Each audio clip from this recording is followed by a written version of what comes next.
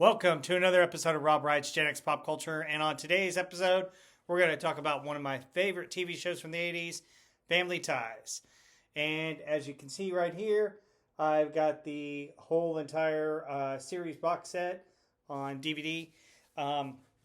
It's a really good set. It's got an extra disc that tells you a little bit more about the filming and production of the show and gives you a little bit more insights as to how they did the show over several years. I strongly recommend it. As usual, I always recommend that you get physical media because you never know when they're going to take it off streaming services, and you don't know if they're going to change it or just remove it permanently, and you may not be able to see some of the shows or some of the movies you want to see. So that's why I say always buy physical media. Let's get into this. Today we're going to talk about the background. I'm going to tell you a little bit about the cast, which has some interesting guest stars on the show. And then I'll tell you some interesting facts and some stuff about the production. There's a lot of really cool things with this show. And then I'll tell you my top 5 episodes of this show. It's just a really great show. Also, hey, thank you so much for clicking on my channel. I do a nostalgia, Gen X, pop culture, where I talk about TV shows, movies, and music. So I've got plenty of other stuff on the channel. Please like and subscribe when you get a chance as well. And let's get into it. Hey, let's talk about the background for this show. So it appeared on NBC from 1982 to 1989. And it was created by Gary David Goldberg. And Goldberg's vision for the show was to reflect the cultural shift from the 1960s kind of activism, liberalism of 1960s to the more conservative 1980s. The show won multiple Emmy Awards, especially for Michael J. Fox, who won it 3 times in a row for Outstanding Lead Actor in a Comedy Series. And then this show became one of the most popular shows because it was on a must-see TV Thursday nights. So it started on Wednesday nights for the first couple of seasons, then moved to Thursdays. And Thursdays had the outstanding lineup that you couldn't miss back in those days. So you had The Cosby Show, followed by Family Ties, then Cheers, and then Night Court. And I can relate to this show, and I can relate a little bit more to The Cosby Show because they had kids in them, and I could better understand that as a kid growing up at that time. Cheers was funny, but I didn't get all the jokes, and Night Court was funny, but I didn't get all the jokes either until I was much older because they had a more adult-centered themes in both of those shows. But Family Ties was right up there. It got a lot of great ratings during that time. And when it was on Thursdays, it really was part of a can't-miss lineup. For the last 2 seasons, though, it got moved to Sunday nights. And then it went off the air. But it had a great run for 7 years. So much of the humor of the series focuses on the cultural divide, as I explained. And, regarding the concept, Creator Goldberg said this. So he said, it really was just an observation of what was going on in my own life with my own friends. We were these old kind of radical people, and all of a sudden you're in the mainstream. But now you've got these kids, and you've empowered them, and they're super intelligent, and they're definitely to the right of where you are. They don't understand what's wrong with having money or moving forward. So it was interesting to have, his point of view make up the entire show. So a recurring theme of the show was the character Alex P. Keaton. And we'll talk a lot about Alex because he's really the center of the show. He's played by Michael J. Fox. Basically, a lot of the stories of the show were around Alex hatching a scheme involving some amount of greedy, materialistic money-making scheme and the misadventures, and then him having to apologize. It was a real big part of the show's success, and one of my favorite episodes revolves around this. And when we get to it, I hope you'll laugh with me, and I hope you'll go look up that episode. Goldberg again stated, with Alex, I did not think I was creating a sympathetic character. Those are not traits that I aspired to and didn't want my kids to aspire to. Actually, but in the end, Family Ties, when it went off the air, the New York Times had done a piece and they said, greed with the face of an angel. And I think that's true. Michael J. Fox would make things work and the audience would simply not access the darker side of what he was actually saying. So essentially what it was supposed to be about, and I'll talk a little bit more about this as we go on, is that really Michael J. Fox's character was supposed to be kind of the villain. The heroes of the show were supposed to be the parents, and these hip parents, and the kids who are materialistic and kind of selfish and greedy and coming up with schemes were supposed to be the bad guys, and it was supposed to be kind of the moral lessons about that. And it kind of flipped when audiences reacted more to Michael J. Fox and his character Alex P. Keaton. The show had been sold to the network using that pitch: hip parents, square kids. Originally, Elise and Steven were intended to be the main characters. And you can kind of understand that when you watch the first season of the show and you see the very first opening. The first opening has more of Steven and Elise's pictures and how they fell in love and grew up versus some of the later seasons where it shows more of the family dynamic. Originally, Elise and Steven were intended to be the main characters, as I said. However, the audience reacted positively to Alex during the taping of the 4th episode, and he became the focus on the show. So you can really tell that. One other thing about Family Ties that's hilarious, or at least I find it funny, is that Michael J. Fox, if you know, he's Canadian. And if you go back and watch some of these early episodes, you will catch him with his Canadian accent with some of the words that he says. It's very subtle, it's very slight, and it's only in the first couple of seasons because he's able, as an actor, to make sure he changes and has his Americanized accent. But you got to tell it here. Also, whenever I do Back to the Future, he does have one or two slip-ups where you can hear his Canadian accent in that movie as well. Just a little side note. Still love Michael J. Fox. I love Canadians as well. It's interesting when they break character and you hear a different accent. It'd be like me going into a deep, dark Texas tone while I'm trying to talk, y'all. So it'd be like going out of character and doing that. So it just is interesting. It's fun, and it's interesting to pick up on those things because they're not something you would have noticed maybe back in the day or really picked up on. So anyway, let's get into the casting. This is a fun cast. There's so many amazing stories about the casting of this show. So let's talk about the casting of this wonderful show. So Meredith Baxter played Elise, who's the mom of the show. And she's an architect, which is kind of cool. And she's a very loving wife and mother. And you really get to see her side when she works. And she's very much a career-oriented woman, but she's also a very loving, caring mother. And she really stands for her values and really sticks to it, and she's a solid character, and Meredith Baxter plays her really well. There are some very solid scenes, especially between her and Alex. There's, one episode where Alex turns 18, and in another state, he can legally drink when he turns 18, and she won't let him go with his friends, and he sneaks out and does it anyway, and she goes after him.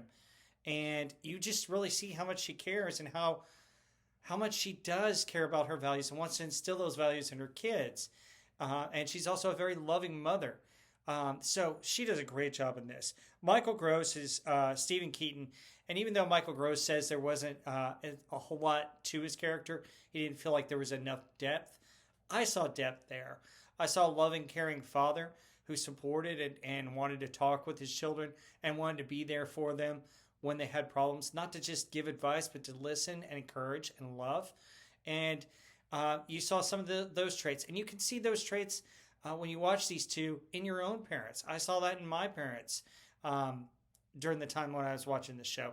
And so both of these actors did a fantastic job of playing the Keatons and really, really bringing out the parental values in the show. And that's part of what makes it great.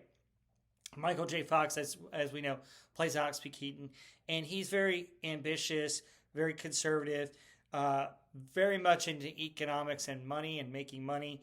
And it's interesting because the show just took off and really, really made Michael J. Fox's career and really kind of became about him. And we'll talk more about that as we go. Justine Bateman does a great job as Mallory. She's the middle child. she's the first daughter, and she's not as scholarly. She's a little materialistic, and I heard she's completely opposite of that in real life. But you really get to see her character grow and develop. She gets into some situations in the show that teenagers really did deal with back then and even today. And how she deals with those things, it's just a great way to present it and a great way to really understand how a family responds to those things. There are a couple episodes, especially early on, involving Mallory that you get into where there's some serious issues that really are shown on TV that you wouldn't think about because they were presented in a way to where, hey, this is a bad thing, but hey, this is how a family comes together and handles it. So really good on her. And Tina Yothers is the third child. At the first couple of seasons, she's the baby of the family before the birth of the final child, and she's kind of a tomboy, and she does a great job. There's some scenes later on where she becomes a singer, and she was a singer in real life, and we'll talk a little bit about that as we go on. Brian Boswell was Andy. He was actually born during the series, and he's the youngest. He's got a loving attitude, very, very young, bright child. There's some significant episodes where he stands up for a kid who's deaf in his class, and he really takes a liking to his older brother Alex, and Alex really takes a liking to him. And it's just some sweet, tender moments between Andrew and Alex and Andrew and the rest of the cast. This was kind of a heartwarming character in the final seasons of the show, and he really shines. A couple of supporting characters that I can't forget to include. Skippy Handelman, played by Mark Price. Skippy is your guy next door, happy-go-lucky guy. Not too bright, but he's one of those likable, lovable characters that just, he's kind of the person that doesn't always get the girl, that always gets made fun of, but yet he's still loved and embraced by the Keaton family, and he's almost treated like a member of the family. I love Skippy's character. Scott Valentine plays Mallory's artist boyfriend, Nick, and there's some hilarious episodes with Nick. Just him being able to be part of the cast. The other thing about it is that he's a Sylvester Stallone-esque boyfriend. He's got kind of the Stallone look and kind of talks like him. And, there's a line when Mallory brings him home that Steven has, is that our daughter's dating Rambo. So I thought that was hilarious, and he's a great character. He really has a sweet side and artistic side. It's an interesting side of him. So the let's see, the other ones are Lauren Miller, who's played by Courtney Cox, is Alex's one of his last girlfriends, and then another one of Alex's girlfriends is Ellen Reed, played by Tracy Pullen, who she actually got married to Michael J. Fox in 1988, and it's just interesting how his dynamic worked with both of these girlfriends, and both of them went out on to be successful stars in their own rights. So some interesting things about the casting here. Fox had received the role after Matthew Broderick turned it down. Bet you didn't know that. And then Laura Dern was considered for the role of Mallory. Kind of interesting. And then Ed O'Neill auditioned for Stephen Keaton, but later turned it down as he felt he was not right for the part. So, notable guest stars. There are a lot of great guest stars, and we're going to get deep into this later on. But 3 Goonies and both kids from Married with Children, as well as Stand By Me. And we'll talk about the Stand By Me actors in a minute, in a few minutes, but we'll focus on these. So, River Phoenix play Eugene Forbes in an episode, My Tutor, where he tutors Jennifer. Jeff Cohen, who is Chunk, was Marv Jr. and Dougie Barker in 2 episodes. Corey Feldman was student Walter in episode The Disciple. Tom Hanks made a couple of appearances as Uncle Ned in a few episodes. One of those is my favorite. Martha Plimpton from the Goonies was Jesse Black in the episode You Got a Friend. Will Wheaton played Timothy Higgins in episode D is for Date. David Fustantino as Keith Bailey in episode To Snatch a Keith. Gina Davis as Karen Nicholson in 2 episodes, which was interesting. And then Christina Applegate as Kitten in an episode of Band on the Run. And finally, one of the most interesting people to be on this, Crispin Glover as Doug in episode The Birthday Boy. And that's the episode where Alex turns 18 and they go to West Virginia to try and drink. And Crispin Glover is actually one of his friends. The TV show episode came out about a year before Back to the Future did. So you get to see a Marty McFly and his dad together in a TV show prior to Back to the Future. So those are some of the casting stuff. There'll be a little bit more about the casting, as I mentioned, some of these facts and some of the production. So let's get to that. Okay, so let's talk about the production and get ready for a bunch of facts that are very interesting. So the main stars, Meredith Baxter and Michael Gross, are exactly the same age. They were both born on June 21st, 1947. In the series, their characters were intended to be approximately 5 or 6 years older than what they really were, because of their son, played by Michael J. Fox, was in fact only 14 years younger than both of them. The show had several similarities and parallels to another show that Baxter played on called Family. There were similar names to both series, and the shows both initially featured 3 children, the youngest being a tomboy. The show produced 2 interesting songs and interesting stories about the songs. So the main theme is Without Us. You may recognize it when you turn it on. It's What Would We Do, Baby, Without Us? And it was originally composed by Jeff Barry and Tom Scott in 1982. The first 10 episodes of the first season, it was performed by Dennis Truffano and Mindy Sterling.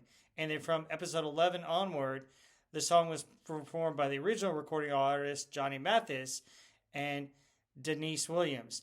As producers were displeased with Truffano's and Sterling's version. A full-length version of Without Us is featured on Mathis and Williams' duet album, That's What Friends Are For, released by Columbia Records in 2003.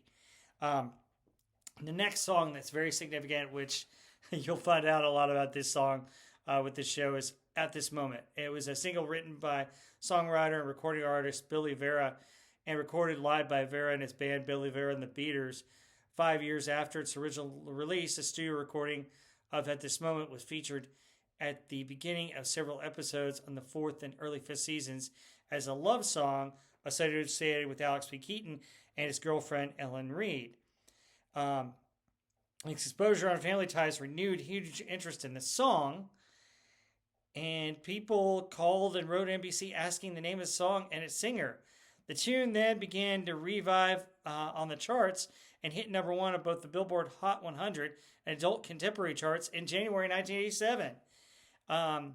It also hit the Billboard chart and the Billboard Hot Country chart. At This Moment, quickly sold over 1 million copies in the United States, becoming one of the last gold certified singles in the 45 RPM format. The song crossed over to R&B and country formats, reaching 42 as a country song and moving away from the pop influence at the time. At This Moment would be the last song to appear on the country charts and reach number 1 on the pop charts for 13 years.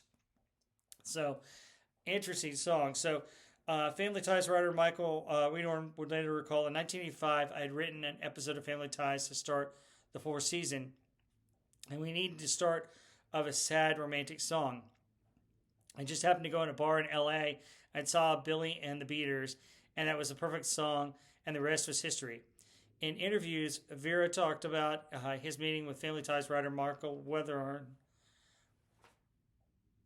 On one afternoon, I got a phone call, and this guy said, "Hey, I produced a show called Family Ties, and some of us were at your show the other night, and we heard you do that song, and we thought it'd be perfect for an episode we have coming up. I got my publisher to make a deal with them, and America responded like crazy. NBC called us up, and they said, 'My God, we've never had any response like that in the history of networking for a song. The switchboards are lighting up, and we're getting letters, telegrams. Where can we find this song?'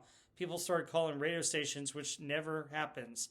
I mean, it was a total organic hit, which is really cool and really funny. Now, in an interview with Rachel Ray in 2007, Michael J. Fox good naturedly said, Tracy and I couldn't go get on the dance floor anywhere in the world for like 10 years without them playing that song.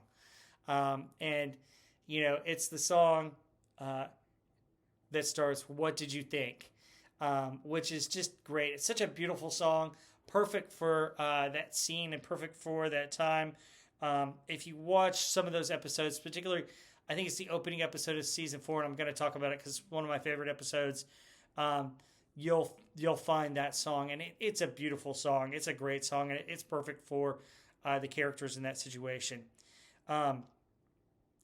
So it's interesting how the cast viewed the ending of the series, and this is one of the notes about that. The cast wanted to end the show with the entire Keaton family dying in a plane crash. They didn't want to do a reunion show in the future. So glad they didn't do that. We do have reunions of them, but they didn't do any kind of reunion show. They wanted to leave the characters where they were, and I think that was the best way to do it, but I certainly would have hated to hear them dying in a plane crash. Michael J. Fox first edition was deemed terrible by Gary Goldberg because Fox came across as too smart aleck. Casting director Judith Weiner liked Fox and begged Goldberg to see him again. Fox took a different approach to the audition, and it went great, and he was offered the part. According to Michael J. Fox, in his last Spin City episode, Alex P. Keaton became a Republican senator from Ohio. Kind of cool, kind of fun. Mallory's boyfriend, Nick, was primarily a clone of Fonzie from Happy Days, complete with his trademark A and leather jacket, and only intended to be a one-shot character. Scott Valentine made a strong impression on the show's audience and producers, making Nick a reoccurring character. Nick proved so popular that the producers tried to give him a spin-off series, but the pilot never worked. And I've seen one or two of the pilot episodes, and it just didn't get off the ground. Nick's a great character, but I think he fits more in the ensemble cast of this show rather than the lead of his own show. On some days during the shoot in the first season, Fox would often hitchhike from his Brentwood home to Hollywood because he didn't have a car.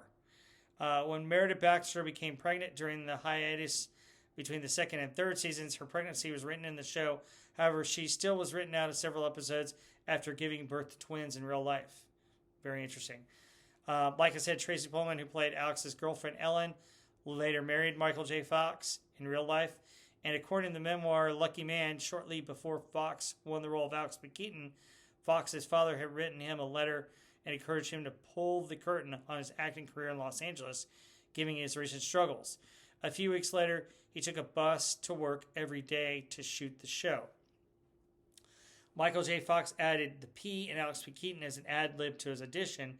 The writers loved it and kept Michael J. Fox Michael J. Fox almost didn't get the role of Alex because NBC executive Brandon Tartikoff didn't find it believable that Meredith Baxter and Michael Gross would have a son who was so short, which is interesting.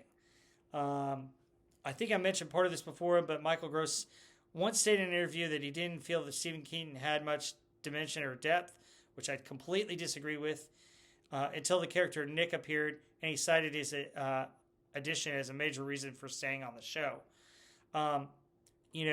The interesting thing about Nick when he came on is that the Keatons, even though they had this hippie 1960s accepting of everything, they didn't initially like him dating Mallory until Steven got to know Nick and then came to accept him, which I thought was really good. It shows his depth and range, and he did have some really good depth.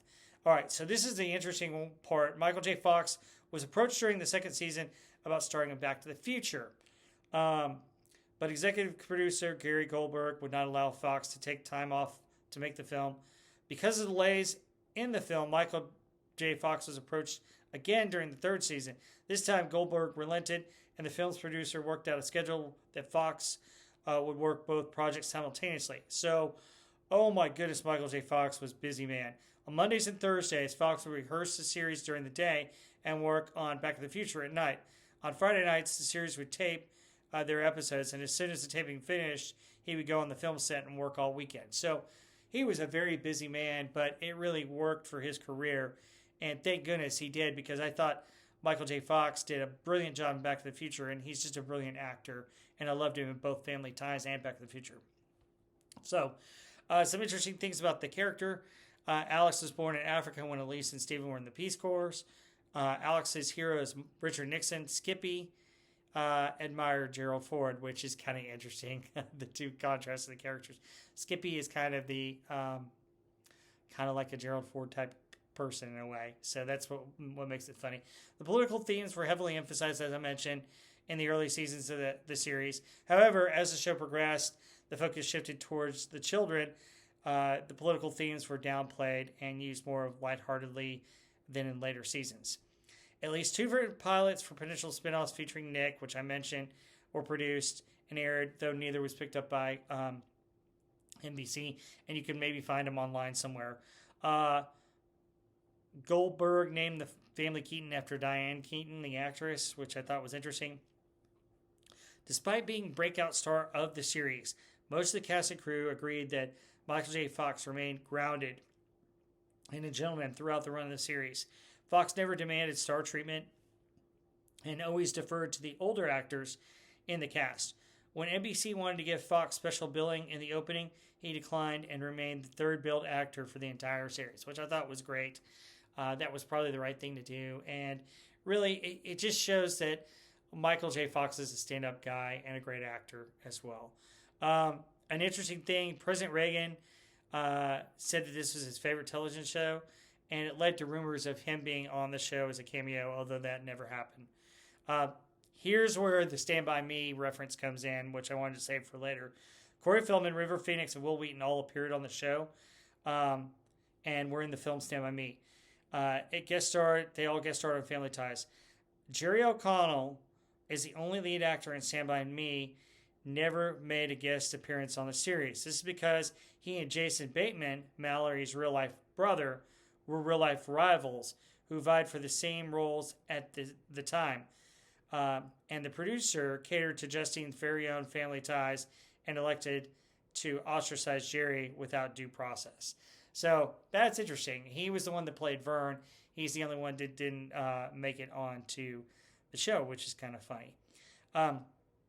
This episode set to air shortly before the 1998 presidential election was to have featured a scene showing Alex's bedroom full of George Bush campaign posters and related items. The scene was dropped as NBC felt it could be viewed as overly political and potentially violated the equal time laws. So instead, the scene was shown after the election, where Alex hung up and admired a poster of Bush in the living room to celebrate his victory. So interesting stuff there. Like we said, politics did play a role in this. So the last 2 episodes of season 6 show Jennifer as much younger, and the toddler Andy is noticeably absent. That's because these were recycled episodes from previous seasons.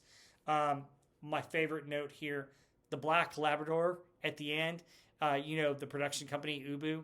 Sit, Ubu, sit. Good dog. Well, the black Labrador was Gary Goldberg's dog, Ubu, and Gary himself provided the voiceover, where he's the one that's saying, sit, Ubu, sit. Good dog.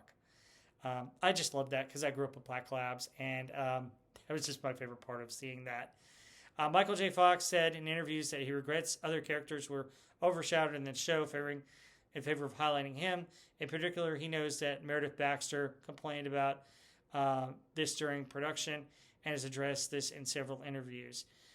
Scott Valentine wore a long, shaggy wig for the role of Mallory's boyfriend, Nick Moore. Valentine's real hair can be seen in episode Mr. Right from season 4, where he gives himself a haircut and is clean cut in order to impress Mallory. That's interesting. I didn't know that. Jennifer was born on election day 1972. The character Stephen Keaton was ranked number 12 in the TV Guide list of 50 greatest dads of all time, which was the June 20th, 2004 issue. So interesting. I told you he was a good dad. People did. Michael Gross made a crossover appearance as Stephen Keaton in a short-lived NBC sitcom Day by Day in 1988, which, like Family Ties, was created and produced by Gary Goldberg. In her memoir, Untitled, a memoir of family fame and floundering, Meredith Baxter talks about the tension on the set of the show. She talks about how she and Michael Gross were annoyed that Michael J. Fox was getting all the attention and their characters were being ignored. At one point, in a sign of protest, they walked on the set with one leg bonded together, like they were running a three-legged race. They made a speech to everyone about how they were tied together because their characters were bland and interchangeable, one dull uniparent creature. Series executive producer Gary Goldberg ignored their protests. I can see how they would have thought that, but I felt like those characters were unique. I think it's just that they had the similar values and they backed each other up, and they were just trying to be good parents. I mean, you're trying to show a realistic family unit, and to be honest, in a real family unit, sometimes the parents aren't as interesting because they've got to be the disciplinarians. They got to be the ones that handle the kids. They got to be the ones that teach them right from wrong. They're not the ones having the misadventures like the kids are that are more interesting. It's just the way it works out, and it's kind of the right thing, and it's the right way that shows a real family. Tina Yothers released a single on the show, which I kind of alluded to, "Baby I'm Back, in Love Again." Her band sings the song in the Band on the Run episode.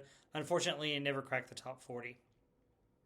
Throughout the series run, exterior establishment shots of the Keaton home were never used. It's one of the few series that never used an exterior shot. Most of the scenes were played in the kitchen. Meredith Baxter at times was rumored to have wanted to leave the series. This was said due to her tension with Michael J. Fox. We talked a lot about that. Columbus, Ohio, where the show was set, was selected because it was considered as being the middle America. This is interesting. Alex attended Leland University, a play on Stanford University, sometimes referred to as the conservative Harvard or Harvard of the West Coast, which was named for Leland Stanford, which is interesting. Very, very interesting. I didn't know that. Justine Bateman later goes on to appear in her brother Jason Bateman's series Arrested Development. The title of the episode is Family Ties.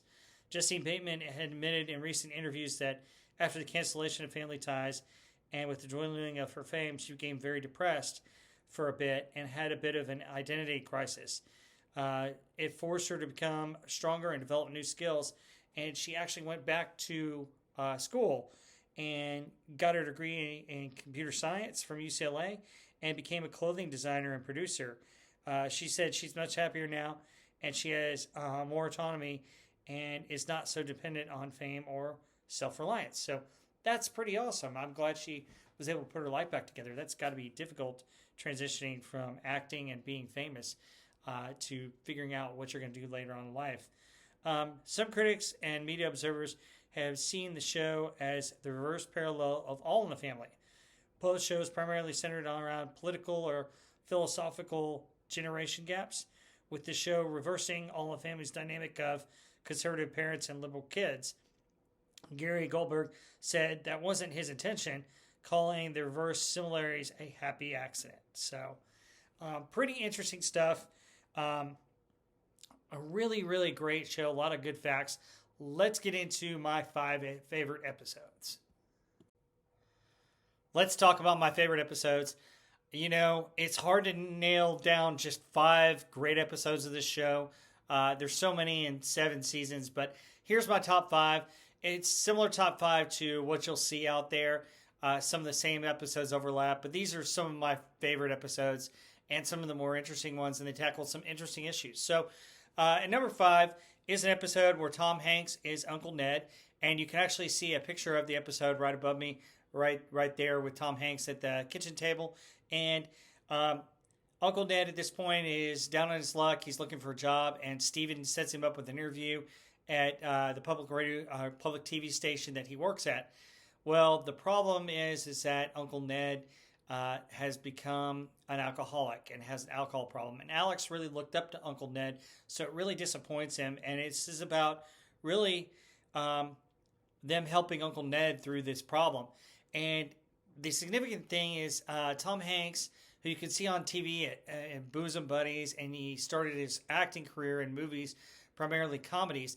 He got to play a more serious role in this episode, and it really fleshed out his acting ability and his straight man approach to it. And he went to a darker place in this episode, and it really did a lot of things for Tom Hanks's career. So really, it was really cool to see that side of Tom Hanks and that early on in Tom Hanks. My fourth favorite episode is the finale of the series called Alex Doesn't Live Here Anymore. It's basically a 2-part series finale, and it concludes with Alex's graduation from college, and he's moving to New York to be on Wall Street. And it's just so interesting how the family responds to him and how they were really together as a family, and just how each of the characters related to him. It's not all sadness, though. There's plenty of normalcy in the mix. For instance, Mallory and Jennifer busy themselves with measuring his bedroom to see what kind of space they'll have once he moves out. It's a smart way to end this series of 7 years, and it focuses on the reality of life and how fluid it is, and that change is inevitable and positive, even though it's not easy to deal with. So that's a really cool thing. All right, number 3, The Real Things Part 1 and 2. So this episode is a phenomenal episode. I've already kind of referenced it a little bit. It's Alex in his sophomore year, and he's interested in finding a girlfriend. And so he hits the student directory to look for a match. He finds Trisha, who on paper seems like everything that he's looking for in a partner. In other words, she is a lot like him, which is interesting. Trisha has a roommate, Ellen, and by virtue of the situation, the trio ends up spending time together. Alex and Ellen are polar opposites. She's more a liberal feminist, and he's a Reagan conservative, which is just one thing. Their differences inspire plenty of bickering, and after a particularly edgy spat, hated Alex starts to realize that he has feelings for her, and she's attracted to him, but she's engaged to be married to another guy. And she's headed out. In the second part, Alex can't stop thinking about her, and so he decides to go after her, and he tries to hop on a train to stop her wedding. The two ultimately connect and have a relationship, though it isn't a forever one. While these two characters didn't make it in real life, Ellen was played by Tracy Pullman, and she eventually became Michael J. Fox's wife in real life. This is the episode where you first get the "What Did You Think" at this moment song that happens in the train station, episode 2 of it, part 2 of it. It's really good because it really shows some growth and development in Alex's character. It shows kind of a lighter side, a kind of him falling in love instead of him just trying to find a girlfriend to, just have a girl with him. Rather, this is him actually reaching into his emotions, which the character really didn't do a whole lot because he's more of a thinker than a feeler. And it's really cool to see. It really showed his growth. And later on, when he has his second girlfriend, he's able to do a little bit more with the Courtney Cox character, who's his girlfriend towards the end of the series. Number 2 on my list is probably the top episode that you'll see on every list. It's a brilliant performance by Michael J. Fox. It's called My Name is Alex. And what happens is there's an unexpected loss of a loved one to make Alex question that. And it hits him really hard. Basically, Alex he doesn't show a lot of emotion, but his friend Greg gets killed in a car accident. And Alex just goes through many levels of grief. And he has to see a therapist about it. And he really kind of goes through the stages of his life dealing with his feelings. Like, he really opens up, and you get to know more about his character and some of the things that he previously hadn't seen in Alex. And you could see, his friendship with Greg. He really didn't see in the show very often, but you see how Greg was his friend throughout part of his life and his emotions of letting go. And it's just a really touching episode because it's real. It's real life. When you lose a friend or a family member, somebody that's really close to you, you can go through some of those stages of grief, and it can be very hard and very emotional. And Michael J. Fox plays it with such conviction. And it's a really good episode. Go look up My Name is Alex. It's a fantastic episode. And then my favorite episode, which is a hilarious one, which has the trope that I described, it's RMS ONCVU, which it's weird how they do it, how the name of the episode. But basically what happens is it's one of those episodes where mayhem ensues and Alex has a plan and, he ends up having to apologize at the end. But Stephen and Lise are on a trip and Alex is in charge of watching the house, which is a reoccurring theme sometimes. But he's only concerned with this girl that he likes named Monica. And so he puts his position of authority on the back burner and he wants his sister out of the house. So Mallory takes the car and ends up getting into a wreck, crashing a telephone pole. And to get the car repaired and keep the incident under wraps, they need to come up with $300. So the nearby Leland College, where Alex eventually goes to school, has their homecoming weekend and their rival football game. And so what they do is they rent out rooms in the house to strangers in town for the event, and insanity ensues. Alex gets a little bit greedy for the amount of money they're making, and it all ends up with the Leland Gap folks capturing the mascot of the rival, which is a kangaroo. And eventually the dad comes home during all this. And one of the famous lines that I love about this show was Stephen Keaton goes, "There was a kangaroo in my living room," which is just hilarious. The whole episode is just, it's one farce after another. It's a lot of fun. And just the way that Stephen reacts, the way that the kids react, it's great. It reminds me of when you're a kid and you were you did something wrong and you wanted to make up for it before your parents found out. It's exactly like that, and that's what happens in this. And it's a lot of fun. It's hilarious, and it's funny to see the dad's reaction because that's the way I know sometimes my parents reacted, and it's just a lot of fun. This show is just a wonderful, heartwarming show. If you get a chance, check it out. I thought it really showed, what the 80s was about, but I think it also is a great reflection of a family unit. And like I said, the really important thing about this show is even though they disagree politically, maybe socially, maybe economically, they still respected each other and loved each other as a family unit. And that's always great to see. That's always something that really brings us back to our roots as human beings and as family members and as people. And I love that about this show. It tugs on my heartstrings every time I watch it because it's just something wonderful to see and something joyful to see. Anyway, hope you liked this episode. Please join us next time on Rob Wright's Gen X Pop Culture. We'll see ya.